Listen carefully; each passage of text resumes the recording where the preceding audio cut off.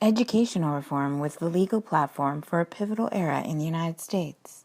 A 1954 Supreme Court decision made separate but equal public schools for blacks and whites unconstitutional. This was a turning point for American civil rights, but it did not turn the table on school segregation.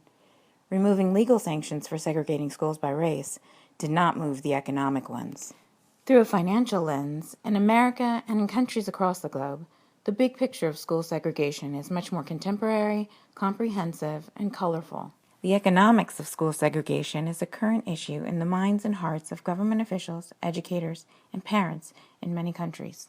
Despite policy reform, economic systems often preserve the racial isolation of the large majority of minority and immigrant students in low-income neighborhoods and preserve the school segregation that flows from it.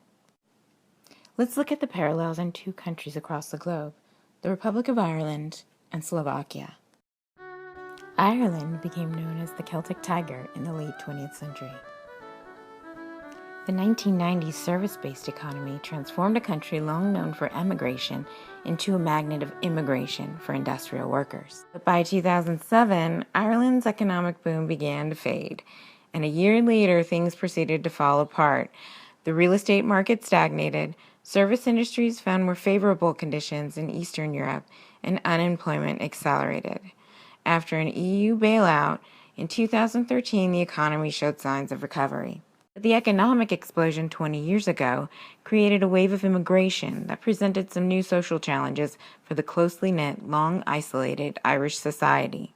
The high concentration of immigrant children into a comparatively small number of primary schools has led to some major concerns about segregation in the Irish education system. Many call for more to be done to improve equality of access to public primary schools and criticize discriminatory, although legal, enrollment policies that discriminate against immigrant families.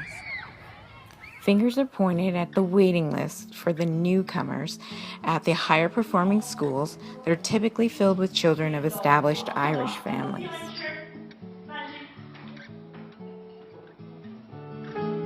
I think when it started, obviously, it was Bertie who was Taoiseach, and he said that Adamstown was going to be the new place, and they put a lot of money into it, and then the recession hit, and I suppose a lot of houses, they got sold to the council.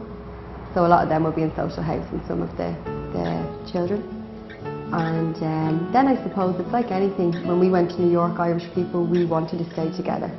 So as soon as people heard that there was a lot of, different cultures here, of course they want to be with their own, like that's natural. Everybody does that whenever they go anywhere. Admission procedures are left up to the schools themselves, allowing them to admit a student of a particular religion or other criteria in preference to other students. Children of immigrant families are disproportionately at the bottom of the queue for access to these schools. As in the U.S. and Ireland, economic divisions perpetuate the reality of school segregation in Slovakia, but the disparities and disadvantages in the quality of education for the Roma have created what many consider a human rights crisis. Overall, the brief economic story of Slovakia has been relatively positive. After a nonviolent velvet divorce from the Czech Republic in 1993, it has enjoyed some of Europe's highest growth rates and has become an active member in the European Union. With strong inward investment encouraged by low taxes, the smaller, less developed underdog Slovakia now scores higher in almost every economic indicator than its big brother, the Czech Republic. National wealth per capita has soared from 50% of the EU average just 12 years ago to 76% today, and it's the world's biggest car producer per head of population. While Slovakia has been called one of Europe's quiet successes, the story does not extend to one minority group, and the country is in the global spotlight for its egregious mistreatment of Roma citizens. The Roma live mainly in the eastern part of the country, and they remain separate from the dominant population. Aid groups report that for the Roma, unemployment in some areas of eastern Slovakia is as high as 80 and 90%. Believed to have originated in India and migrated westward, the Roma constitute Europe's troubled, stateless nation. They've retained their mobile, nomadic lifestyle to present day, living nearly always in poverty. They've also retained the familiar derogatory term gypsies, originally given to them as a racial slur for their dark skin when people thought they were from Egypt. Part of the reason unemployment remains so high is because Roma students lack higher education. Economics became a mechanism which, combined with racism, allowed the segregation of Roma students to remain an accepted practice in many schools.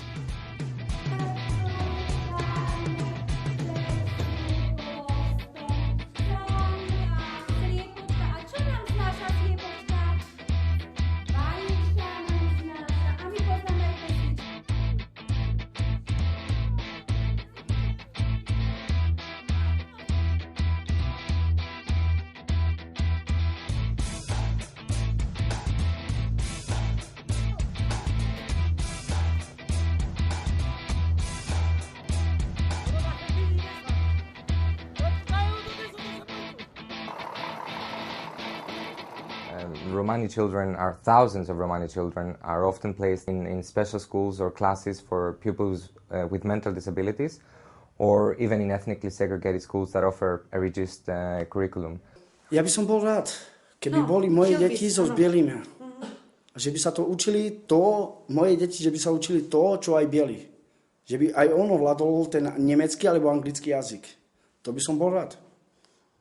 It really has a very negative effect on their future. It really does not allow them to exit that cycle of poverty and discrimination that they are in, and it does not allow them to fully participate in the Slovak and European society.